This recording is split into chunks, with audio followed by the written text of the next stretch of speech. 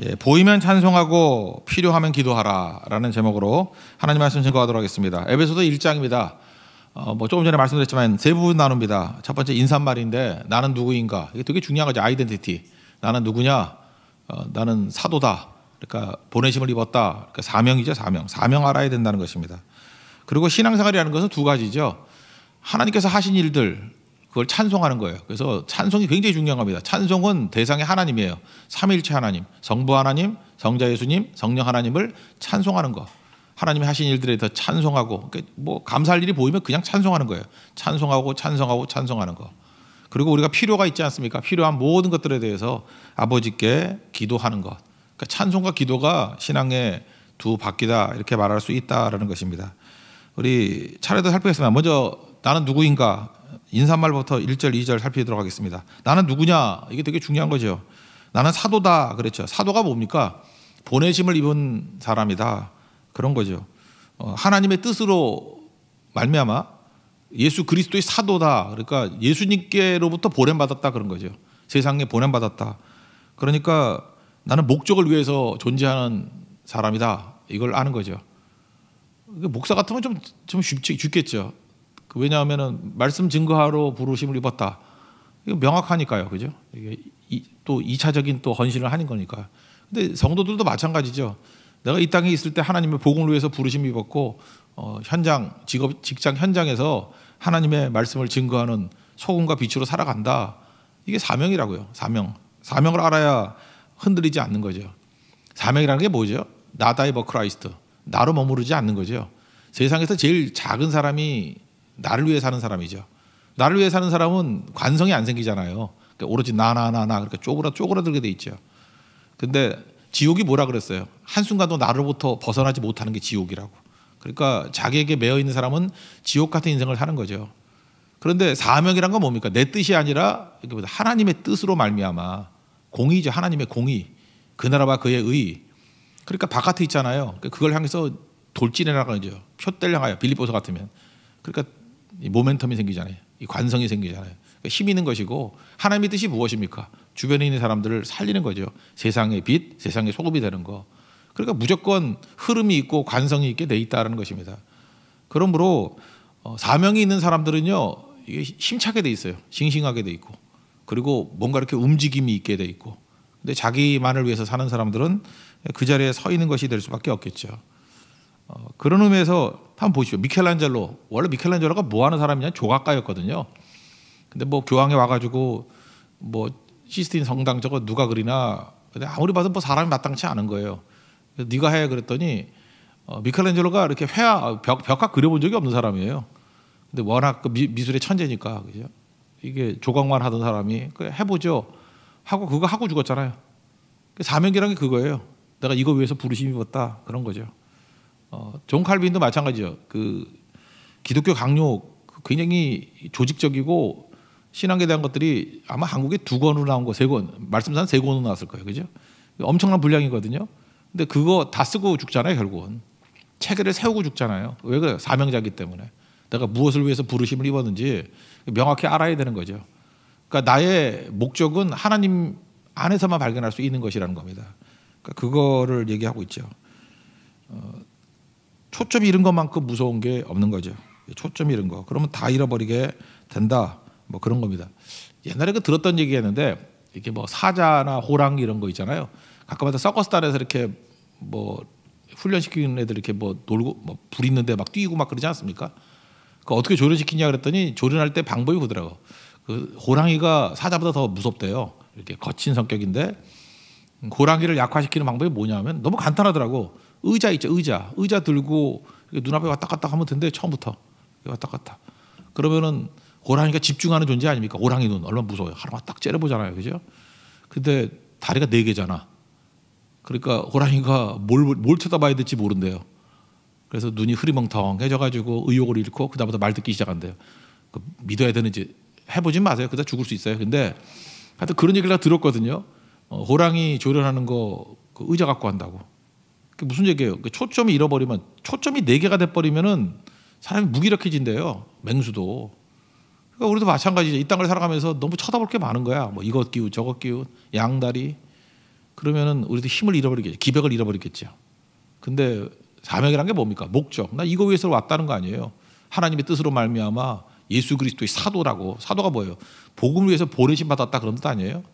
그러니까 이거 외에는 뭐 딴 거 안 보이니까 집중하게 되고 강력하게 될 수 있겠죠. 이 바울만의 얘기가 아닙니다. 우리도 하나님 앞에 보내심을 입었다라고 하는 이 보내심 받은 존재로 살아가십시오. 목적 가지고 살아가는 거예요. 그럼 최고로 강할 수 있겠죠. 목적 가지고 살아가면 여기 보니까 은혜가 있고 평강이 있죠. 은혜는 뭐죠? 구약에는 복이라고 그랬고 신약에는 은혜라고 그랬잖아요. 하나님의 공급. 하늘 문을 열리고 우리 공급해 주시는 거. 그러니까 오늘 예배 드릴 때 은혜가 있죠. 하나님의 공급. 평강은 뭐예요? 누림. 하나님의 공급과 누리는 거예요. 원래 평강이라는 게 뭐예요? 샬롬이라는 게 제 기능을 다 하다 그런 얘기 아니에요. 누리는 거죠. 다 누리는 거. 뭐 아무리 많은 게 있으면 뭐 할 거예요? 누리지 못하면 아무것도 아니지. 그래서 뭐 먹을 게 되게 많아요. 근데 위장이 안 좋아. 그럼 못 누리잖아요. 그죠? 우리가 뭐 돈이 많아. 근데도 불구하고 이거 쓸 수 있는 건강이 없으면 못 누리는 거 아니에요. 그러니까 하나님께서 주시는 것은 누림이거든요. 우리에게 주신 모든 것들을 다 누리는 거. 다 사용한다 그런 개념이겠죠. 그래서 항상 기도가 그거예요.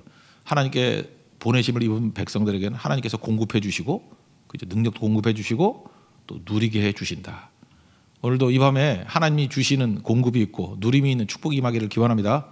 1절과 2절 다 같이 읽겠습니다. 시작. 하나님의 뜻으로 말미암아 그리스도 예수의 사도된 바울은 에베소에 있는 성도들과 그리스도 예수 안에 있는 신실한 자들에게 편지하노니 하나님 우리 아버지와 주 예수 그리스도로부터 은혜와 평강이 너희에게 있을지어다. 여기에 보내심을 입은 자라 그럴 때 먼저 전제가 있죠. 하나님을 뭐라고 불러요? 아버지라고 부르죠. 아버지니까 우리는 뭐예요? 자녀겠지. 그죠? 아버지. 구약에는 여호와라고 다 나오는데 여호와는 하나님과의 언약을 얘기할 때 여호와라 그래요. 그러니까 언약은 뭐예요? 여호와라 그러면 무조건 그의 백성이 있게 돼 있어요. 여호와와 그의 백성. 짝이죠. 근데 신약에 와서는 예수님께서 아버지라고 부르래요. 아버지. 그러니까 아버지와 자녀. 그죠? 영접하는 자, 그 이름을 믿는 자들에게는 하나님의 자녀가 되는 권세를 주셨으니 누구로 말미암아? 예수를 믿음으로 말미암아. 그죠? 이렇게 됐다라는 거예요. 그러니까 이름을 가르쳐 준 거죠. 하나님 아버지라고. 우리 아버지에게. 아버지하고 나아가면은 주님께서 우리에게 은혜도 주시고 평강도 주신다. 믿습니까? 이게 우리 존재라는 거예요. 그러므로 그와 같이 혼자 사시지 말고 우리 아버지가 있잖아요. 그래서 은혜를 달라고 구하십시오. 공급해 주실 거예요. 그리고 다 누릴 수 있는 평강을 주십시오. 그러면 세상엔 뭐 난리를 친다 할지라도 제 기능을 발휘할 수 있는 평강, 누릴 수 있는 평강을 주신다는 것입니다. 이게 우리 존재다. 그래서 혹시라도 여러분들 내 존재감이 흔들흔들하고 나는 뭐지? 이렇게 생각할 때마다 우리 그냥 에베소 같은데 앞에 보십시오. 1절, 2절. 이게 내가 누군지를 보여주는 거예요. 그죠? 나는 보내심을 입은 자다. 하나님의 자녀다. 아들이다. 딸이다. 그리고 하나님께서 우리에게 은혜를 주시고 평강을 주셔서 우리에게 공급해 주시고 누리게 만들어 주신다. 그게 우리 성도다. 우리 하나님 백성들이다. 이걸 잊지 않는 하나님 정되기를 바랍니다. 그럼 그 다음 내용이 뭐냐면 이거예요. 사실 3절부터 14절까지는 원문을 보면 문장이 하나입니다. 한 문장이에요. 이렇게 쪼개가지고 지금 여러 개를 만들어 놓은 건데 한 문장입니다. 그냥 한숨에 읽어야 되는 건데 삼위일체 하나님이 하신 일들을 보면서 그냥 분석만 하면 안 돼요. 이게 신학이라는 게 그래요. 이게 신학적인 얘기거든요. 신학은 그냥 보면서 찬송하는 거예요. 보면서 찬송이 뭐예요? 감사하는 거예요. 감사하는 마음으로 찬송하고. 그래서 우리 성도들은요, 이렇게 하나님의 말씀을 듣다가 중간중간에 쉬는 시간이 뭐냐면 찬송하는 시간이에요. 그죠? 아, 정말 대단합니다. 감사합니다. 그죠? 하나님밖에 없습니다. 하나님의 은혜로 여기까지 왔습니다. 이렇게 찬송하는 거. 우리는 심지어 사람 죽었을 때 장례식에도 찬송하잖아요. 그죠? 찬송하는 존재라고요. 우리 찬송해야 된다는 것입니다. 삼일체 하나님이 하셨던 일이 뭐냐면 정리하면은 성부, 성자, 성령 하나님이 하신 일인데 찬송하는 것은 항상 하나님을 향해서 찬송하는 거예요. 그래서 그걸 구분하잖아요. 하나님에 대한 찬송이 많아야 된다고 예배 시간에는. 그리고 우리 상태 있잖아요. 뭐 힘들고 지쳐, 뭐 쓰러지고 뭐 이런 거 할 때 내 심정을 얘기하는 거 아니에요. 이런 거는 이제 복음성가라 그런다고. 그죠? 내 마음을 갖다 토하는 거, 기도 대신 하는 거. 찬송은 하나님을 향한 것이고 이건 내 신세 타령하는 거죠. 나 불쌍히 여겨주세요 하는 거. 그거 좀 구분을 해야 된다는 거예요. 근데 예배 시간에 상당 부분은 찬송해야 된다. 그것이 중요한 겁니다. 찬송하면은 믿음이 없는 사람들은 안 하려고 그래요. 왜 그러냐면 내 마음이 시원하고 이 컬컬한 심정을 채워야지. 그건 CCM이에요. 그건 복음성가 쪽이고, 하나님의 하신 일들에 대해서 하나님의 영광과 찬송을 드려야죠. 이거 대부분 예나 같으면은 다 일어서서 찬양했어요. 하나님께 영광 돌리는 거, 감사 찬송 드리는 거, 이거 해야 된다는 것입니다. 성부 하나님이 하신 일은 계획하셨어요. 우리를 구원하기로 계획하셨고, 예수님께서는 그러니까 이런 거하고 똑같은 거죠. 지금 코로나 바이러스로 한번 예를 든다 그러면 이 바이러스 걸린 사람들을 내가 건져내야지라고 하는 게 계획이죠. 죽을 거니까 살려내야지. 그 다음에 예수님이 하신 일이 뭐냐 하면은 어떻게 살릴 수 있는지 백신과 치료제를 마련해 주신 거예요. 내 보혈의 피로 속량해야지. 랜섬, 속량, 리뎀션 뭐 이런 거, 그죠? 대신 사줘야지. 우리 감옥에 갇혀 있고 노예됐다 그럴 때는 돈 주고 사서 풀어줘야지. 빚쟁이라 그러면은 빚 갚아주고 풀어줘야지. 그 랜섬이거든요. 랜섬 또는 리뎀션, 그죠? 이렇게 얘기한다는 거예요. 예수님이 하신 뭐예요? 십자가를 달리셔서, 그 십자가가 뭐예요? 지금식으로 이거 낫게 만드는 백신이고, 안 걸리게 하는 백신이고, 낫게 하는 치료제라고. 그 예수님이 이루셨죠. 그럼 약이 있어요. 약이 있는데 그 있으면 뭐 할 거예요? 의사나 간호사가 와가지고 뭐 주사를 하든지 먹이든지 해야 될 거 아니에요. 그걸 하시는 게 성령이에요. 성령은 적용하시는 거, 적용하시는 거. 그러니까 걱정하지 마.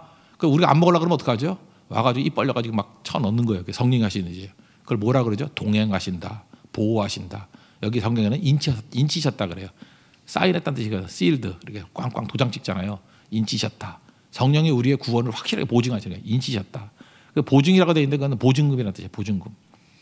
성령이 스스로가 보증금이 돼가지고 이거 하나님의 것이에요. 그죠? 너는 내 것이라라고 외친 거라고요. 다시 정리하면 성부 하나님이 하신 일이 뭐예요? 우리를 구원하시기로 계획하셨고, 하나님의 계획. 하나님의 계획을 보면서 우리가 할 일이 뭐죠? 막 찬송하는 거예요. 감사합니다. 나를 건지려고 계획해 주셨군요. 예수님 바라보면서 뭐죠? 실제적으로 우리를 구원할 수 있는 그 어떤 틀을 만들어 주셨군요. 그게 십자가의 보혈 아니에요. 내 자랑은 십자가밖에 없다고. 성령 감사한 게 뭐예요? 그 십자가의 능력이 내가 뭔지 모르고 자기 멋대로 살라 그러는데 이걸 적용시켜 주시는군요. 십자가 붙들고 살게 해 주시는군요. 그러니까 뭐예요? 우리가 믿고 난 다음에 제대로 못 살면 성령 의지해야죠. 그 잘 적용해 살게 해달라고. 그 다음에 엉뚱하게 딴짓으로 뭐 구원받으려고 그러면 예수의 보혈의 피밖에 없다고. 예수님 붙들어야 되겠죠. 그죠? 그 다음에 나는 뭔지 몰라요. 그럴 때 나는 구원받았나요? 말았나요? 그럴 때 하나님께서 언제 우리를 구원했냐면 창세전에. 특별히 구원파나 이런데 요즘엔 별로 없는 것 같은데 뭐 이단들이 와가지고 맨날 우리 넘어뜨릴 때 그러죠. 이게 모태신앙이나 좀 흐리멍텅한 신앙인 사람들에게 구원받았냐 그러면 구원받았다 그러면 언제 그러잖아요. 언제나 알아서 뭐 할 거야. 그럼 뭐 몇 년, 몇 월, 며칠 뭐 이렇게 얘기한다고. 그럼 뭐 잘 모르면 그 구원받은 거 아니라고. 맨날 옛날에 그랬거든. 제가 젊었을 때 구원파들이 맨날 그랬다고. 그때 정답이 뭐냐 하면 저 같은 사람은 머리가 잘 돌았어. 그래서 나는 몰랐거든요. 그래서 에베소 1장 얘기해서 창세 전에 하나님께서 그 기쁘신 뜻으로 예정하셨어. 그러니까 할 말 없더라고. 그죠? 그거예요. 언제 여러분들 구원받았어요? 창세 전에 하나님이 그 기쁘신 뜻대로 나를 예정하셨어. 그러니까 뭐 감사하는 거죠. 지금 오늘 이 자리에서 예배 드리는 거 이거 만세 전에 하나님께서 예정하신 거예요. 그죠? 우리를 기쁘신 뜻 가운데 우리를 부르신 거라고. 그 요한복음 6장 44절인가 보면은 아버지께서 부르시지 않으면 우리가 아버지께 올 수가 없어요. 오늘도 이렇게 예배 나온 거 자기 말로 나온 거 같죠? 아버지께서 우리 불러주셔서 오신 거라고. 믿습니까? 그거잖아요. 우리 선교하죠. 이거 아버지께서 불러주셔서 하는 거지 내가 하는 게 아니에요. 기도하죠. 기도하라고 이렇게 독려하는 것 같이 보이지만 아버지께서 부르셨기 때문에 기도하는 거지. 그러니까 성부 하나님을 찬송하는 거예요. 그래서 내가 하는 모든 게 다 찬송인 거예요. 보니까 내가 예수를 믿네. 아버지의 창세 전에 이게 계획하신 거군요. 그죠? 기쁘신 뜻을 따라서 예정하신 거군요. 그러니까 내 존재, 내가 숨쉬고 있고 내가 지금 하고 있는 모든 것들을 볼 때 그냥 계속 찬송이 터져 나오는 거예요. 찬송이 성부 하나님께 찬양, 하나님께 영광, 하나님을 송축한다. 그런 얘기들이 쭉 나오게 된다라는 것입니다. 너무 또 안 읽고 가면 또 이상할 것 같으니까 한번 읽고 갑시다. 3절부터 6절까지 내용입니다. 시작. 찬송하리로다 하나님 곧 우리 주 예수 그리스도의 아버지께서 그리스도 안에 하늘에 속한 모든 신령한 복을 우리에게 주시되 곧 창세 전에 그리스도 안에서 우리를 택하사 우리로 사랑 안에서 그 앞에 거룩하고 흠이 없게 하시려고 그 기쁘신 뜻대로 우리를 예정하사 예수 그리스도를 말미암아 자기 아들들이 되게 하셨으니 이는 그가 사랑하시는 자 안에서 우리에게 거저 주시는 바 그의 은혜의 영광을 찬송하게 하려 하는 것이라. 그러니까 하나님께서 우리를 구원하시기로 계획하셨습니다라고 하는 그런 여러 가지 내용들을 깨닫고 붙을 때마다 뭘 하는 거예요? 찬송하는 거예요. 하나님 감사합니다. 나를 건져주신 거에 대해서 감사합니다. 이렇게 얘기를 할 줄 알아야죠. 근데 우리가 어떤 존재, 로마서 같은 데 표현하면 우리가 아직 죄인이었을 때, 우리가 아직도 허물이 많았을 때, 그때 내가 잘나서 한 게 아니죠. 하나님의 절대 주권으로 우리를 건져주셨다라는 거예요. 감사하는 거죠. 미국에 그 어떤 목사님 가정이 있는데 그 가정에 자기들도 자녀들이 있는데 한국에서 입양을 3명을 했어요. 한국 아이예요. 한국 아이 입양을 3명을 했는데 3명 다 장애아를 입양했어요. 그러니까 한국 사람으로 미안하죠. 그죠? 이렇게 건강한 애도 아니고 자기들 자녀 있는데 또 이게 한국 사람이 장애 아들은 입양을 잘 안 하는가 봐. 그러니까 미국에 간 거지. 참 부끄러워요. 그럴 때마다. 그죠? 이렇게 너는 안 하면서 왜 그러냐 그러는데 제 나이 때는 안 되더라고 해도 내가 미리 깨달았어야 되는데 잘 안 되더라고. 그것도 데드라인이 있어요. 나이도 몇 살까지만 입양이 되지 그 다음에 안 되더라고. 근데 그 미안하니까 묻잖아요. 그 목사님 그 입양한 것도 참 훌륭하신데 이렇게 장애 아들을 입양한 이유가 뭡니까? 진짜 몰라서 그렇습니다. 이유가 뭡니까? 그랬더니 목사님 얘기가 그거예요. 우리도 다 비정상이었잖아. 그거예요. 우리가 하나님 앞에서 다 비정상들 아니었어요. 죄인이었고 몹쓸 놈들이었고 그래서 이게 지옥에 갈 존재들이었고 반항하는 자들이었고 우리가 다 몹쓸 사람들 아니에요. 근데 그 있는 그대로를 입양하셨잖아요. 예수님의 보혈의 피로. 입양이라는 뜻이거든요. 입양. 우리 어덥션 했잖아요. 우리 이렇게 입양했잖아요. 그러니까 갚을 수 없는 은혜 갚는 게 이거다 하고 할 때 진짜 복음을 정확히 깨달은 거죠. 그런 거예요. 그분을 보면서 딴 건 모르지만 찬양까지는 아니지만 그 목사님에 대해서 우리가 이렇게 칭찬을 할 수 있겠죠. 칭찬이라 그래야 되나? 흠모하는 마음으로 참 대단하십니다. 참 훌륭하십니다. 그럴 수 있죠. 그게 찬송이라고요. 하나님의 일들에 대해서. 하나님은 아들을 죽여가지고 우리 같은 이런 몹쓸 자들을 입양하셨잖아요. 하나님이 하신 일이에요. 그게. 그러니까 어찌 감사 안 하고 어찌 찬송하지 않을 수 있겠습니까? 그거 갖고 사는 거죠. 그러면 그 다음 행동은 뭐 깨달은 만큼 하게 돼 있는 거겠죠. 그게 성부 하나님이 하신 일이에요. 그 다음에 성자 예수님이 하신 일이 뭐라 그랬어요? 이게 실제로 치료제, 백신 이런 거 만들어 주셨다고. 그 뭐로요? 피로, 십자가의 피로. 그걸 이제 속량 그러는데 속량이라는 건 노예 개념이에요. 노예가 있을 때 돈 주고 해방시켜 주는 거. 그 배너 같은 거 보면 그거 나오죠. 원래 그 노예선에서 이렇게 노젓는 노예였는데 그 주인이 잘 봐가지고 해방시켜주 자기 아들 삼죠.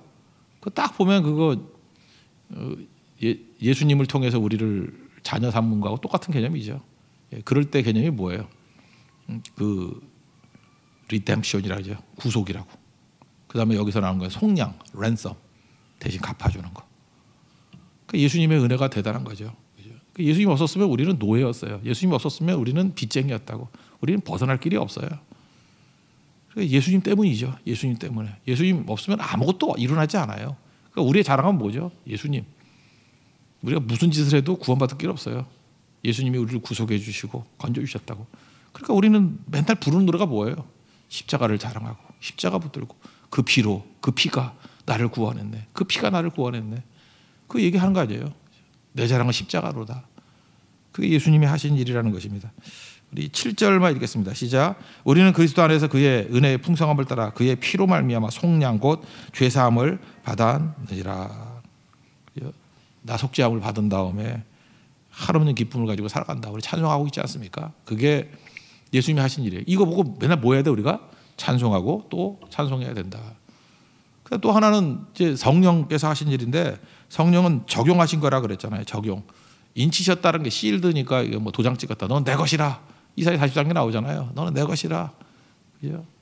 어떤 일을 하더라도 넌 내가 버리지 않아.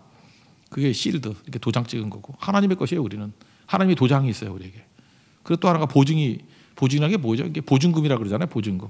뭐 이렇게 계약할 때 이 계약이 파기가 안 되는 거예요. 왜냐하면 우리는 돈이 없어. 우리는 또 이상해 사람들이. 계약도 파기하고 집어들어 나가. 그럼 계약 끝난 게 아니죠. 끝난 게 아니고 이럴 때 뭐라 그러죠? 보증금이 되시니까 보증금이. 이게 뭐하고 똑같은 거 해야 되느냐? 우리 어떤 집사님이 어떤 강남의 어떤 아파트를 사실 때 뭐 그랬다 그러대.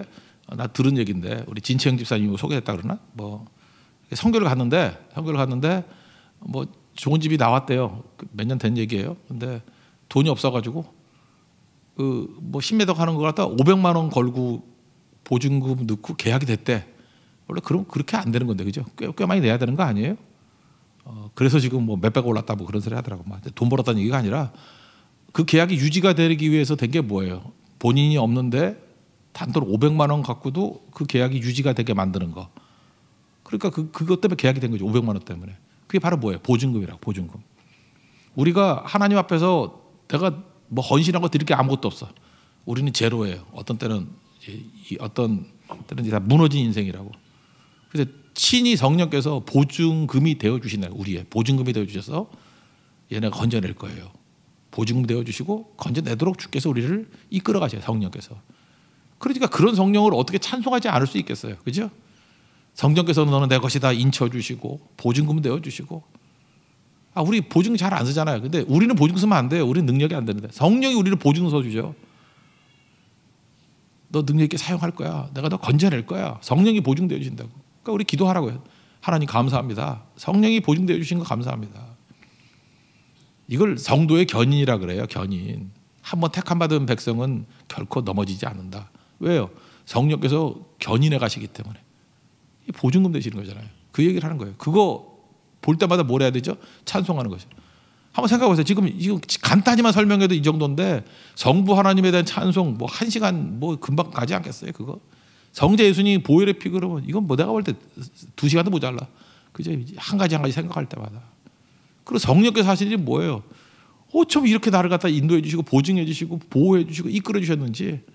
그러니까 하나님. 그래서 기독교 관계도 보면요. 앞분에 하나님 얘기가 나와요. 하나님. 3분의 1 정도예요. 하나님 얘기예요. 인간론 그 다음에 나와요. 하나님을 알면 그 다음에 우리가 누군지 그냥 저절로 다 증명이 되는 거예요. 하나님 찬송하는 거룩한 백성 되기를 바랍니다. 이 찬송이에요. 찬송. 성령께서는 인치시고 적용해 주시는 분이다. 한번 읽어보자. 13절 14절 두 절입니다. 시작. 그 안에서 너희도 진리의 말씀 곧 너희의 구원의 복음을 듣고 그 안에서 또한 믿어 약속의 성령으로 인치심을 받았으니 이는 우리 기업의 보증이 되사 그 얻으신 것을 속량하시고 그의 영광을 찬송하게 하려 하심이라. 그러니까 성령께서는 항상 동행하시면서 우리의 보증이 되어 주신다. 다시 정리하면 뭐예요? 삼일째 하나님이 하는 일이 성부는 계획하시고 성자 예수님은 틀을 만드시고, 그죠? 실행하셨다고 보통 얘기하는데 틀을 만드시고 실행하시고 성령은 적용하신다. 이걸 찬송하라. 그러니까 우리는 할 일이 뭐예요? 날마다 찬송하는 거. 또 하나는 뭐죠? 우리에게 필요한 것들이 있지 않습니까? 미래에 필요한 것들 있으면 다 기도하라는 거예요. 기도. 그죠? 기도. 그래서 찬송과 기도예요. 우리는 밥만 먹고 하는 일이 뭐냐 하면 하나님이 하신 일에 대해서 찬송하고 우리가 연약하고 부족하잖아요. 우리의 필요에 대해서 하나님 앞에 기도하고 기도하는 거죠. 첫 번째 뭘 기도해야 되냐면 하나님을 알게 해달라고 기도하래요. 알게 해달라고. 17절 읽겠습니다. 시작.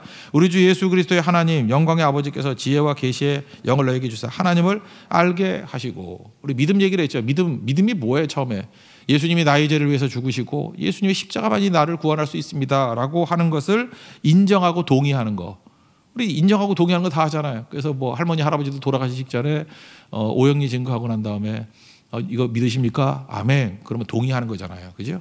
이게 믿음이에요. 이게 최소한의 믿음인데 이거는 구원받는 최소한의 믿음일 거예요. 그죠? 근데 그것만 가지고 아니고 우리가 살아야 될 거 아니에요. 이 살아갈 때 필요한 건 뭐죠? 믿음 가지고 살아야 될 때 이거를 맡긴다 그러거든요. 믿음은 신뢰잖아요. 그 하나님께 내 인생을 맡기는 거 아니에요. 신뢰. 이걸 창세기 7장에 표현하면 준행. 맡긴다, 준행한다. 그러면 실제적으로 우리가 맡기지 못하는 일들이 뭐예요? 염려와 두려움이라니까요. 그래서 믿음의 성장이라는 건 딴 게 아니에요. 하나님을 동의하고, 그죠? 인정하고. 이건 다 있잖아 우리가. 그런데도 불구하고 타협하고 깨지고 하는 일이 뭐냐면 실질적인 싸움은 구체적으로 이렇게 네이밍을 하자고요. 염려야 염려. 네이밍을 하면 두려움이에요. 그러니까 시시때때로 맨날 염려와 두려움이 오잖아요. 그죠? 내가 덜컥 지금 뭐 암 같은 게 걸렸다고 그러고 두렵잖아요. 그거 깨야지. 하나님께 맡겨서. 그 염려가 막 오잖아요. 그리고 주님께 맡겨야죠. 깨야지. 그러니까 결국은 신학이라는 건 뭐냐면 염려와 두려움이 올 때마다 하나님의 신뢰함으로 그거를 극복해 나가는 게 믿음의 성장이에요. 하나님의 그 하신 일을 동의하는 거에서 끝나는 게 아니라 그 다음에 염려와 두려움 깨기로 가야 된다는 것입니다. 그게 맡기는 거예요. 원래 여러분 두려움이 있으시죠? 여러분 염려가 있으시죠? 주님께 맡기면 다 깨져요. 다 맡기는 거. 그거 하라는 거예요. 그게 하나님 아는 거예요. 알다. 이게 알다라는 게 야다. 구약이 야다인데 체험적으로 알다 그런 거예요. 원래는 뭐 부부가 안다 뭐 그런 뜻이거든요. 그러니까 체험적으로 안다 그런 거라고. 다 맡겨야 되는 거라고. 그러니까 하나님을 알게 해 주십시오. 이거 무슨 얘기예요? 하나님 하신 일들에 대해서 동의하는 것뿐만 아니라 하나님께 맡기기만 하면 내 염려와 두려움이 다 깨진다는 것을 알게 해 주십시오. 그거 기도해야 된다고요. 그래서 여러분 하나님을 깊이 알아갈 수 있는 믿음의 종 되기를 바랍니다. 이건 뭐예요? 체험적인 암. 체험적인 암. 이런 거 한번 예를 든다 그러면요. 이 교회가 이제 에베소 교회 아니에요. 에베소 교회의 특징은 뭐냐면 소아시아의 그 서쪽에 있었던 데 항구 도시거든요. 여기 두란노 서원이 있었어요. 그래서 바울의 전략 중에 하나가 뭐냐면 에베소 한 도시를 공략함으로 말미암아 사람들이 모여들어서 그 주변을 다 변화시키는 거예요. 소아시아 7교회 있었잖아요. 그죠? 에서버두, 사빌라 이렇게 7교회가 있었죠. 에서버두, 사빌라 앞자만 딴 거예요. 7교회.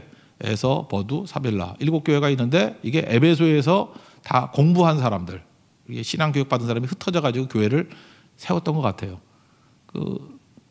잘 보세요. 사도 바울이 에베소에 있었다는 건 기록이 사도행전에 있지만 서머나 있었다는 얘기는 없죠. 1차 전쟁 없잖아요, 거기에. 그죠? 2차, 3차 다 없잖아요. 그건 그리스 쪽이니까. 그다음에 뭐 버두, 버가모, 두아드라, 사대, 빌라델비아, 라우디게아 꼭 간 적 없잖아요. 그죠? 그 다 왜 그런 일이 벌어지죠? 에베소의 한 군데에서 전략적으로 사역을 함으로 말미암아 이렇게 퍼졌다라는 거죠. 그러니까 하나님께서 그렇게 일하실 때가 되게 많은 것 같아요. 그런 케이스가 생각보다 여러분들 전라남도 가면 예수 믿는 사람 되게 많거든요. 전라남도 가면 정도라는 데가 있습니다. 정도라는 곳이 그런 케이스예요. 그래서 목포와 그 옆에는 신안 쪽에 있는 데거든요. 여기가 이 정도로 말미암아 이렇게 다 변화가 된 것 같아요. 제가 목포 선교를 오래 갔기 때문에 여기 자주 알거든요. 이쪽 신안 쪽. 근데 거기가 예수 믿는 사람 굉장히 많아요. 여기는 왜 그러냐면 천사의 섬이라는 별명이 있어요. 이유가 뭐냐면 그 근처 또 세 보니까 섬이 또 쪼잔한 섬들이 천사계래. 그래서 천사의 섬. 이건 말장난인 거 아시겠죠? 천사의 섬. 팔딱팔딱 천사가 사는 게 아니라 천사계래. 그래서 천사의 섬 이런 말이 있고 또 하나가 보물섬이라는 말이 있어요. 보물섬. 그거 아시죠? 1975년도에 어떤 어부가 이렇게 그물을 했더니 뭐가 그릇이 하나 걸려 들어왔어. 그래서 아이고 좋네 하고 개밥그릇 썼어. 개밥그릇으로 2년을 썼어요. 2년을 썼는데 그 신안을 지나가던 어떤 사람이 심상치 않은 개밥그릇이네. 이거 팔라고 그래서 5,000원에 팔았어. 그리고 나중에 그것이 청자인지 알고 3억에 팔아먹었어요. 그러니까 여러분 개밥그릇도 조심해서 팔아야 돼요. 그거 함부로 팔면 안 되고. 그래서 정부에서 나와가지고 이게 웬 개밥그릇? 그래서 어디야? 그래서 찾아봤더니 거기 중국 배가 하나 침몰했었죠. 그죠? 그래서 결국은 뭐 몇 년 만이죠? 한 700년 만에 발견이 된 거죠.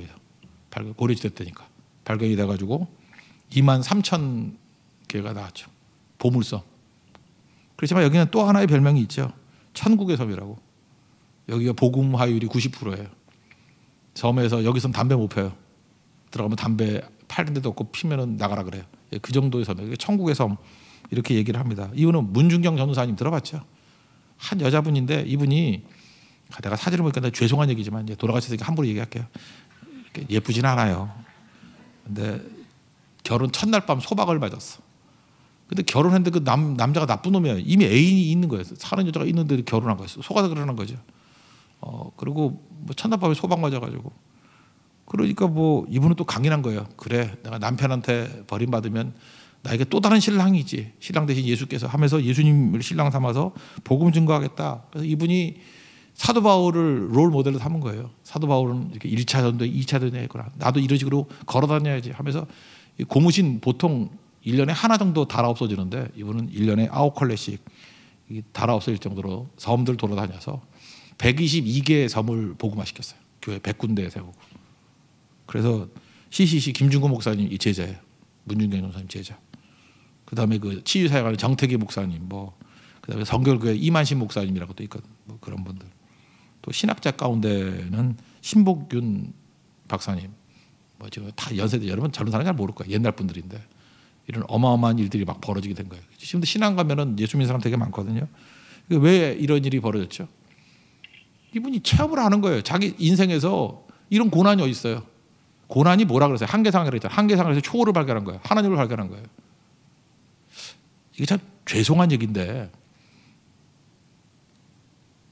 결혼해서 첫날밤 소박 맞는다는 게 쉬운 일은 아니죠. 그죠? 사실 인간적으로 볼 때 이 문중경 전사님만큼 불행한 여자도 없죠. 첫날 밤에 소박 맞았으니. 그렇지만 우리 영혼의 차원을 놓고 본다 그러면은 이분만큼 복 받은 분도 없죠. 인생 살아봐야 70년인데 뭐. 이분은 나중에 6.25 때 그 예수 믿는다고 죽창에 찔러 죽었어요. 근데 나만 죽이고 딴 교인들 죽이지 말라 그러는데 또 그쪽 간 공산당으로 또 말을 잘 들었는가 봐. 이 사람만 죽창으로 찔러 죽이고 나머지 또 살려놨어요. 그래서 복음화되고 했던 분인데 순교자예요. 순교자.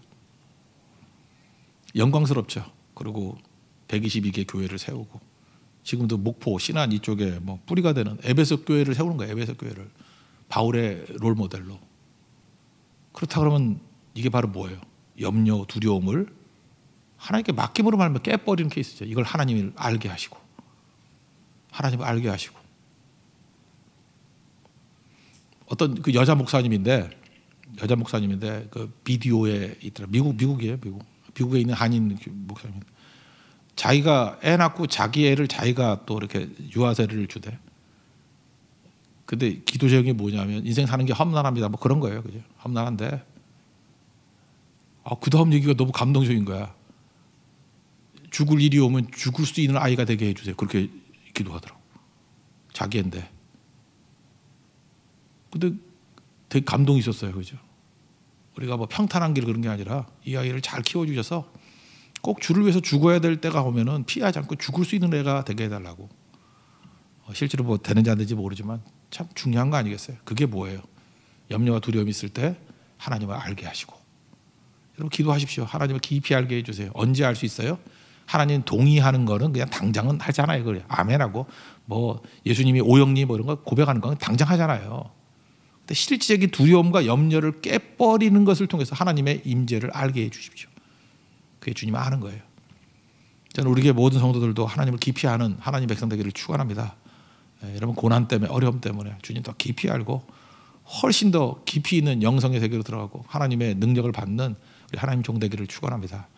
또 한 가지 기도하는 내용이 뭐냐면은 소망을 알게 해달라. 부르심의 소망. 희망이 있어야 될 거 아니에요. 희망이. 18절 읽겠습니다. 시작. 너희 마음의 눈을 밝히사 그의 부르심의 소망이 무엇이며 성도 안에서 그 기업의 영광의 풍성함이 무엇이며. 그러니까 부르심의 소망이 뭔지를 알게 해달라. 우리 육체적인 눈 보이는 게 다가 아니죠. 히브리서 11장 1절 믿음은 바라는 것들의 실상이에요. 보이지 않는 것들의 증거니. 보이지 않는 게 훨씬 더 많다라는 거예요. 그러니까 우리가 지금 본 것만 가지고 감사할 게 아니고 본 것만 가지고 기도할 게 아니라 이루어지지 않은 훨씬 더 많은 은혜와 축복이 가득함이 있습니다. 여러분 믿습니까? 여러분에게 지금 하나님이 이루어지지 않은 이제 막 부어주실 은혜가 있어요. 부어주실 축복이 있다고. 그게 부르심의 소망이에요.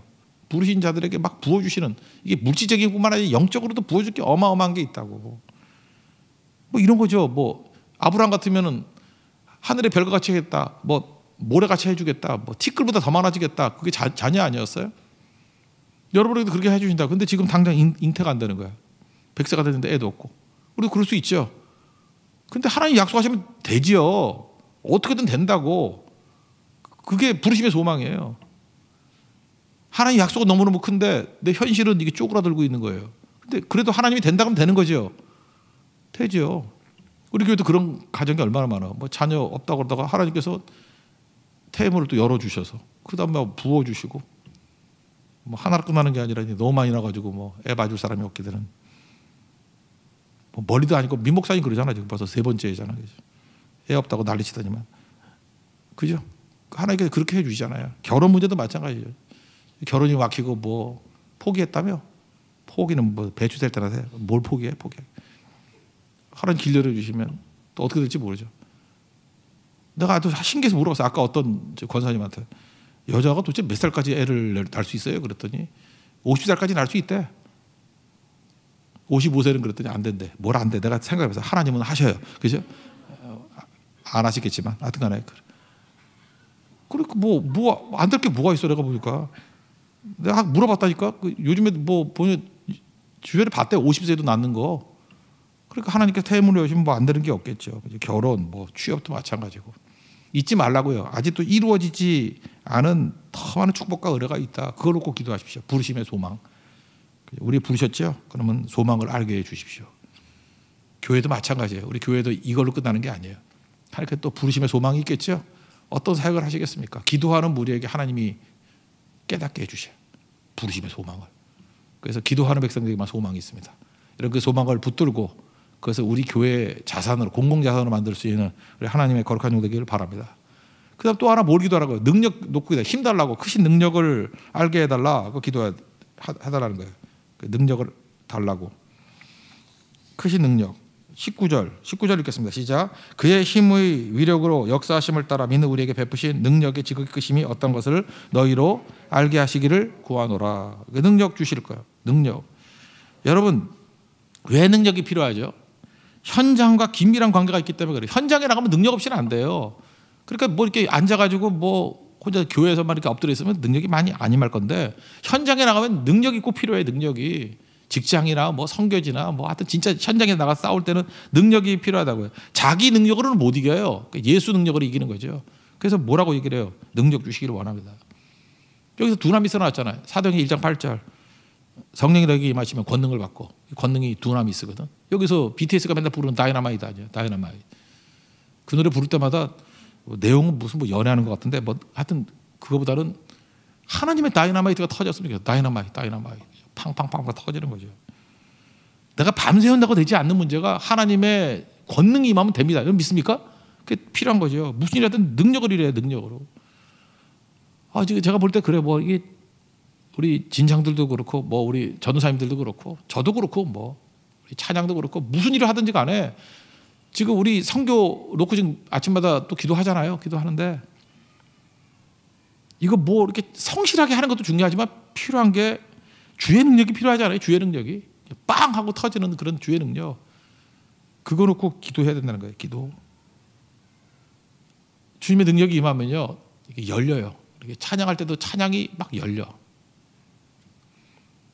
난 찬양팀이 좀 그랬으면 좋겠어요. 노래 연습도 많이 해야 되지만 뭐 노래도 잘 못하지만 더 많은 건 기도를 했으면 좋겠어요. 기도하는 사람들을 많이 세웠으면 좋겠어요. 기도하는 사람. 좀 못하면 어때? 기도하고 영성이. 그럼 찬양이 열린다니까요. 하늘이 열리고 마음이 열리고 은혜가 쏟아져야 돼. 졸음이 쏟아지면 안 되죠. 막 은혜가 쏟아져야 돼. 끝나고 난 다음에 막 아쉬워야 되는데 예배 끝나면 막 날아갈 것 같은 사람들 있죠. 그래서 교회가 안 되는 교회 보면은 축도 딱 끝나면 눈 떠보면 아무도 없어. 막 그냥 손살같이 집에 가버려. 그게 뭐냐면 날아가는 거죠. 증발해버려 사람들이 다. 근데 은혜가 임하면요 안 가요. 집에 안 가. 그죠? 아쉬움이 남아서. 그렇다 휴화할 필요 없어요. 가도 된다고요. 은혜가 임해야죠. 은혜가. 똑같은 말씀을 해도 하나님의 은혜가 임할 때는 가슴에 젖어드는 거고요. 그게 능력이에요. 우리가 무슨 일을 하든지 하나님의 능력으로 일을 감당할 수 있는 우리 하나님의 종 되기를 바랍니다. 능력이 임하면 하늘이 열립니다. 그래서 열린 하늘 속에서 하늘의 능력 가운데서 일을 하는 거예요. 하늘의 공급 가운데 일을 하는 거예요. 하늘에서 이게 비춰주시는 빛을 가지고 일을 하는 거예요. 그게 능력입니다. 그래서 우리가 제일 필요한 게 이거 같아요. 하늘의 능력을 주시옵소서. 열린 하늘 속에 살 수 있도록 이끌어 달라고 강구하는 하나님의 종 되기를 축원합니다. 자리에서 일어나겠습니다. 우리 함께 기도해 찬양하겠습니다.